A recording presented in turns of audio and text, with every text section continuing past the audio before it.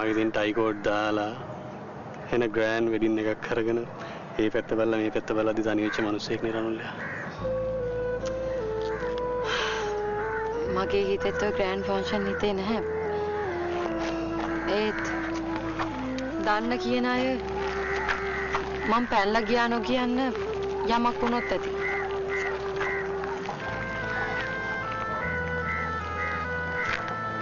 ඒක ඔයා මං වෙනින් කරන පරිත්‍යාගයක් දරන්නද? අනේ නෑ ශේනුක. ගෙවල් සීයයි අපේ අයියයි හින්දා මගේ හිතේ ඒ වගේ හින තිබුණේ නෑ.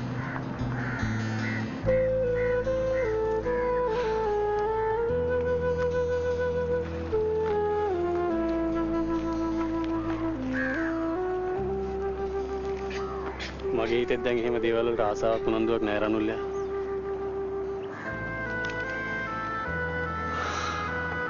අපි දෙන්න ගැන ඔය දන්න කියන කිහිප දෙනෙකුට කියලා පොඩිවට ෆන්ක්ෂන් එකක් ගමු. ඊට පස්සේ ටික දවසකට වා කැමති කොහේ හරි රටකට යමු. සිග්නල් නම් අපේ ලොකු අම්මලාත් ඉන්නවා. මට අපේ නංගිය දර කොහෙවත් යන්න බෑ ශේනුක. ඔයාටයි අරලියටයි මාව ඕනේ වගේම එයාටත් මාව ඕනේ. පුංචි කාලේ ඉඳන්ම මට හිටියේ එයා විතරම. එයාට ඉන්නෙත් මං විතරයි. එයාට මං නැති වුණොත් එහෙම එයාට කාත් කවුරුත්ම නැති වෙනවා. මට ඒක තේරෙනවා රණුල්ලා. අපි කොහේ ගියත් මොනවා කරත් අරලියා වගේම මන්සත් අපි අස්මානෙන් තියාගමු.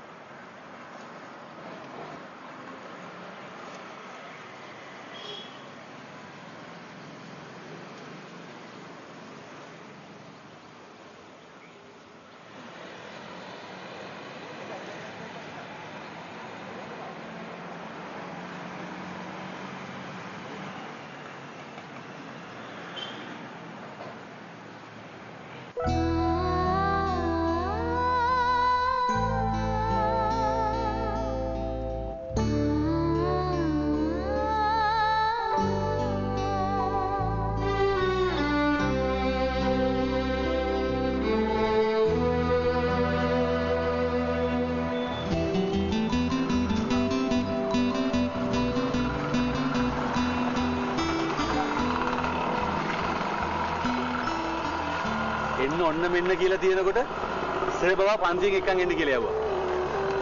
සර් හැමදාම ඔයාලට වැඩ පවරන්නේ මාව හම්බ වෙන්න එන්න ඔන්න මෙන්න තියලා තියෙද්දිනේ. ඒකනේ බිමන්සා. මටත් අද ඕකම හිතුණා. මොනවා කරන්නද බිමන්සා? ඒ මිනිස්සයාට නොකියත් කොහේ ගියත් එන්න කියලා කියනවනේ. ඒ බව දැන මගහරණගේ තේරුමක් නැහැ නේ බිමන්සා. ඔයා මේ ඊයේ පෙරේද දවසක ෆැෂන් ලයින් එකේ හිටියද දෙනේ? ෆැෂන් ලයින් කියන්නේ රෙදි කඩේද? ඔව්නේ. මේ අපේ සර්ගේ ඇඳුම් වගේක් මාරු කරන්න කියලා ගියා. ඔයා කොහොමද දන්නේ? මනුති මට ඇවිත් කිව්වා. ඔයා ලොකු බිලකට ඇඳුම් ගන්නවා දැක්කා කියලා. මනුති හිතන්නේ නැති ඒවා මට ගත්තා කියලා නේද? හිතුවා විතරක් නෙමෙයි. ඒකට හරි ලස්සන කතා ටිකකුත් කිව්වා. මනුති ඉතින් අනිත් ඔක්කොටම වඩා කතාවට දක්ෂයිනේ.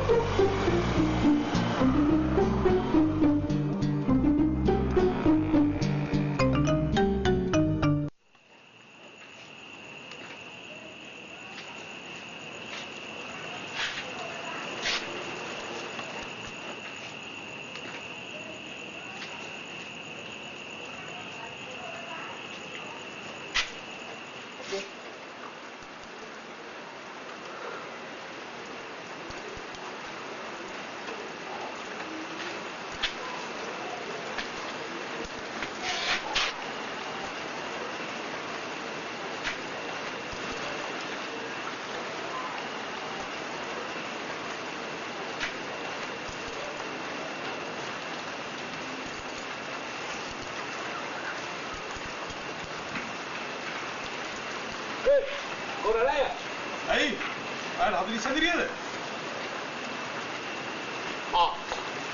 ඉවත්තක් එකේ ඉන්නේ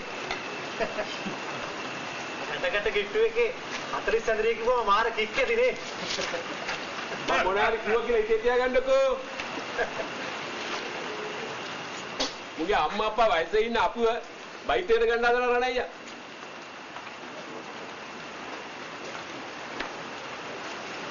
මම උපනන්දයිලා ගෙදර බඩු අදින්න හෙට ලොරියක් සෙට් කරගන්න ගිහලා දවල්ගිරි ගාවට ගියා.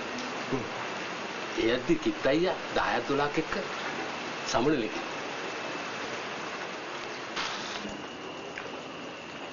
පස්සේ මාව දැකලා කට්ටිය වට කරගෙන රණයියාගේ සැප දුක් ඇහුවා. පස්සේ මං කිව්වා සෙට් එකක් නෑ හොඳින් ඉන්නවා කියලා.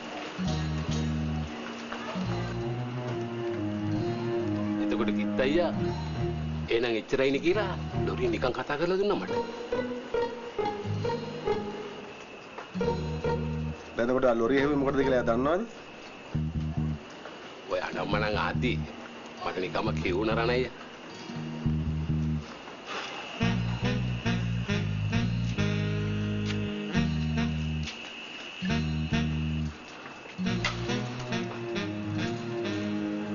මෙන්න මොනවද හැවුවේ? එහෙම මුකුත් ලොකුවට කිව්වේ නෑ රණයියා.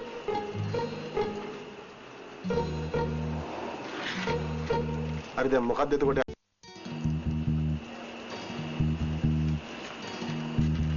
ඔය නංගිලා දෙන්න නිසා කවදා හරි දවසක රණයට වතුර උගුරක් අදින්න කෙනෙක් නැති වෙනවා කිව්ව රණයියා.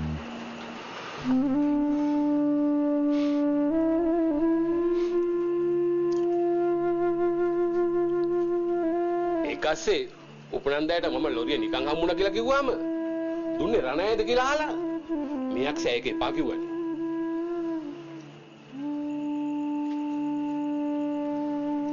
මම මේ තව එකක් හොයන්න යන ගමන් හෙට බඩුව අදින්න කිට්ටු කරලා ඔයා හොයන්න ගියාම නිකන් ඉඩන් නඩුව පටලව ගත්තා වගේ එනවා රණයියා. මං ඒ වැඩේ පිළිවෙලක් කරලා වෙන රණෑ.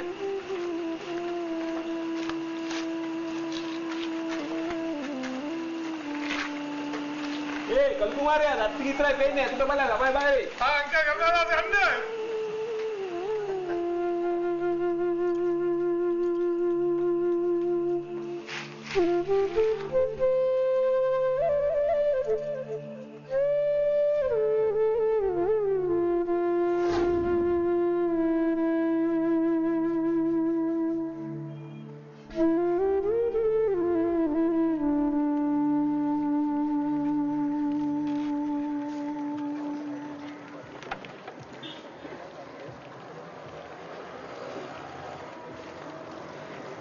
අරණයි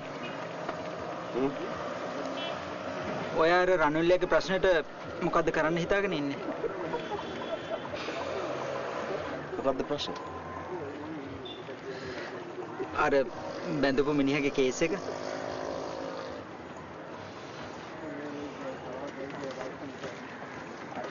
ඒකට මොකද්ද කරන්න ඕනේ කියලා තීරණය කරන්න ඕනේ ලොකු නංගිනේ බං. මෙහෙම දෙයකදී ඔහොම කතා කරලා හරියනවද රණයි? ඒ කොල්ලත් දැනුගත් වැදගත් එකෙක් කිත්තා. ලොකු නංගිගේ දරුවගේ අම්මා ජීවිතුන් අතර ඉද්දී ඔයගේ සම්බන්ධයක් හදාගත්තා නම් මට ඒකට විරුද්ධ වෙන්න තිබුණා. ඒ දැන් මම මොකකින්ද විරුද්ධ වෙන්නද? අනික බං මගේ හීනේ උනේත් ඔය රණුල්ලයි විමංශයි ඒගොල්ලන්ට ගැළපෙන සමාජයකට කිට්ටු කරන එක වෙච්ච කොට මම මොකටද බං නිකන් ප්‍රශ්න හදාගන්නේ? උඹටයි මටයි මේ ගෙවල් සිය ජීවිතේ පුරුදු වුණාට හුරු වුණාට උන්ටේම නෑ බං. උන් හරියට මඩේ පිපුණු නෙළුම් මල් වගේ උඩට ඇවිත් අහක බලනවා.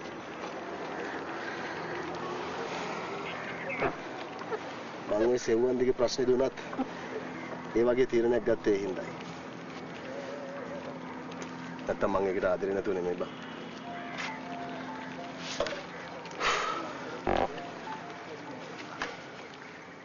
ඔව් ඉතින් අපි ජීවත් වෙන්නේ කොයි වෙලාවෙ කාගෙන් හරි වෙඩි කන්න බලාගෙනනේ. ඔව් ඉතින් අපිට ඉතින් අවිච්ච මහා නරකාදිය මිසක් තවුතිසාව මුණ ගැහෙන්නේ නැහනේ.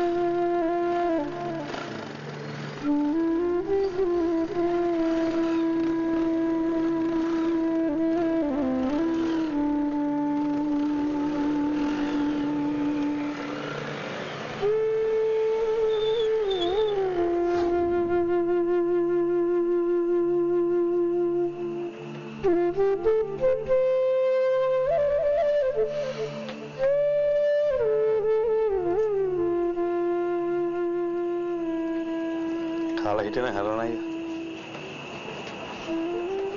මොකද උඹ කිව්වේ? කාලා හිටියන හරි කියලා. දැන් 10ටත් කිට්ටු ගියේ.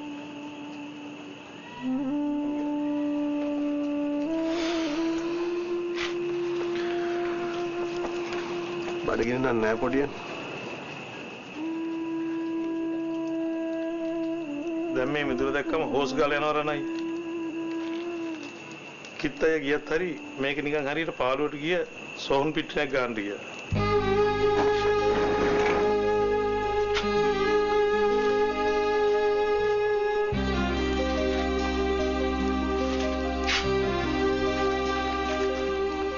අනේ මන්ද මෙයාට දැන් උස්සලගේ මැස්ස යන්න බෑ. බලන්නෙම කාගේ හොම්බඩ දෙකක් අනින්නේ.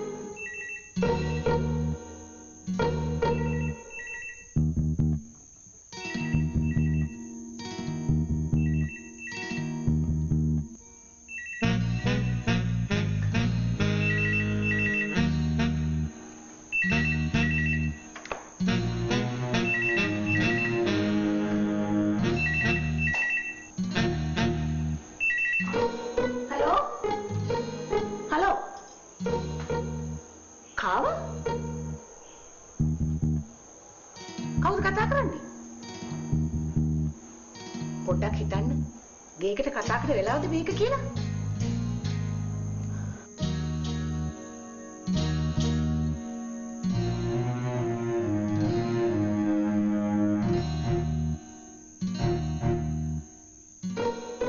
කවුද කතා කරන්නේ කියන්නේ? දරුවෝ විතරක් නෙමෙයි. මහ මිනිස්සුත් ඇහැරෙන වෙලාවක් නෙමෙයි මේක. මොනවද දරුවොත් එක්ක තියෙන කතාව? මං ඒ දරුවගේ ආච්චි තාත්තගේ අම්මා කියන දේ පණිවිඩයක් මට කියන්න. කවුද කියනකො මේ? බෑ දෙකට හරි ගාම කතා කළා දරුවට කතා කරන්න ඕනලු. කවුද කියලාද කිව්වේ?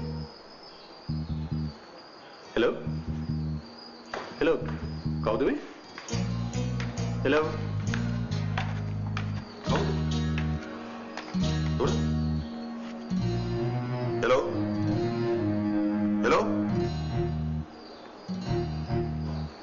කවුද චිත්‍රා? අනිමන්දනේ අර්ජුන්. මං හිතන එදා කතා කරපු ගෑණිම තමයි. දරුවට කතා කරන්න ඕනලු. ඔව්. එදා කතා කරපු නම්බර එකම තමයි. කවුද මේ?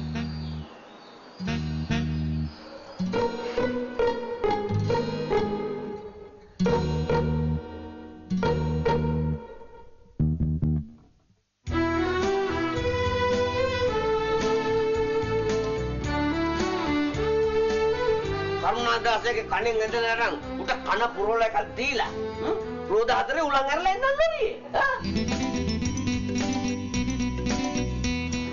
ඔයා හිතන්නේ මේක කවුරු මොකට කරනවා කියලාද?